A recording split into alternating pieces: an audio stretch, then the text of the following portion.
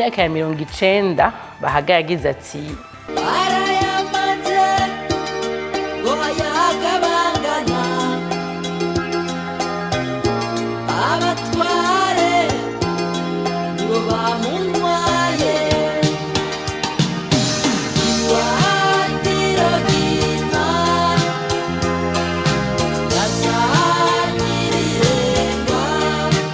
koko hayagabangana agenda kuvyaranja agende kurabira ati shana ukuri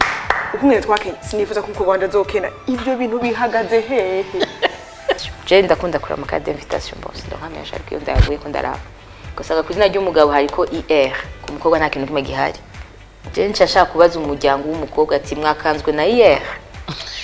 ubugeni bw'umwumvikano afatiye ku maronko muba mumaze kubwumva ahiwanyu kuva kera narindi ingo zubakwa gutyo kwera barangiwe canke baranze umugeni ikibabaje rero nibaza nko mu Burundi mu bihe vy'ubu nuko ntidutegura turaba ubugeni gusa ntituraba niba uyo mukobwa wacu yuko turarangira akwiranye niyo dushaka kumurungika kuko